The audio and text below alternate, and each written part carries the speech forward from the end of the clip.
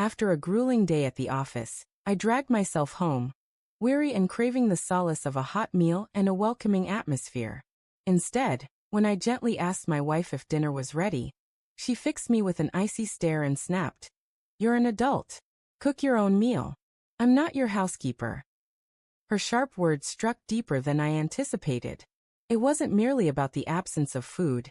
It felt like a dismissal of my worth, as if I held no value in our shared space.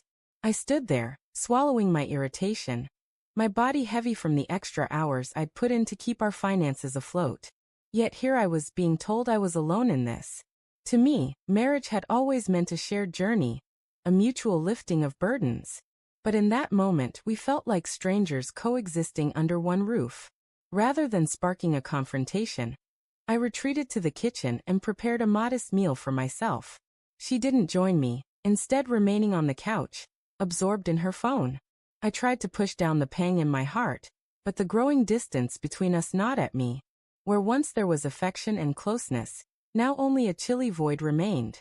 That night, I lay sleepless, wrestling with thoughts of our fading connection. This wasn't the first time she'd brushed me off so coldly. Over recent months, her demeanor had grown increasingly distant. She no longer greeted me with a smile or showed interest in my day. I racked my brain, questioning what I might have done to cause this, or whether she even wanted me in her life anymore.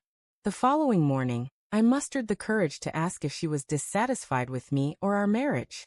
With a shrug, she replied, "I'm tired of feeling like your servant. You're capable of managing on your own." Her words cut, laced with a bitterness I hadn't fully noticed before. Though I wanted to argue, I simply nodded, my heart sinking as I left for work. As days stretched into weeks, the strain between us only deepened.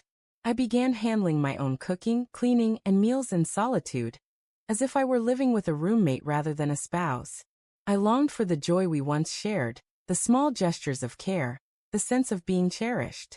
One evening, arriving home earlier than usual, I overheard her on the phone with a friend, venting that I was dull, predictable, and that she felt confined in our life together.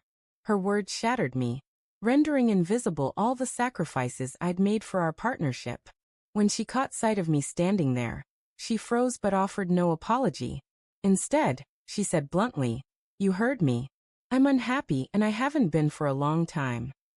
My chest tightened, but I managed to ask, "If that's true, why stay?" Her silence was deafening, revealing a truth I'd been avoiding. Her love for me had faded, perhaps long ago. Her coldness wasn't mere frustration, it was disconnection. I realized I'd been clinging to a version of her that no longer existed. That night, I packed a small bag and checked into a hotel, needing space to clear my mind and weigh whether our marriage could be salvaged. I had poured my devotion, energy, and heart into us, only to be treated as a burden. That wasn't the life I envisioned. The next day, I penned a letter to her, pouring out my feelings. I explained that marriage, to me, was about teamwork, not servitude, and that I'd never seen her as a housekeeper. I only craved love and companionship. I concluded by saying that if she no longer wanted this union, I was prepared to release it. When she read my words, she didn't protest or shed tears. She simply said, "Maybe this is for the best." Her response solidified my resolve. I filed for divorce, choosing my own peace over enduring her indifference. Walking away from someone I had loved so deeply was agonizing, but I came to see that love without respect or care is hollow.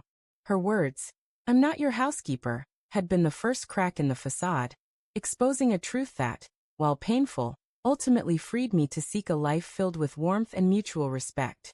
Months after the divorce, I began piecing my life back together. I focused on personal growth, poured energy into my work, and found joy in small moments. Then one evening, my ex-wife called unexpectedly, her voice trembling. "I didn't realize what I had until it was gone," she said. "I thought you were just demanding, but all you wanted was love. I regret pushing you away." I listened in silence, but her words arrived too late. The love I'd once held for her had been buried beneath the weight of her neglect and coldness. She confessed she missed the stability, care, and loyalty I'd offered, realizing no one else had treated her with such devotion. For the first time, she understood I hadn't been asking for a servant, but a partner. I responded calmly. I wish you peace, but I can't return to that life. Her regret was genuine, but it was hers to bear. I had moved forward, choosing myself and a future where love and respect could flourish.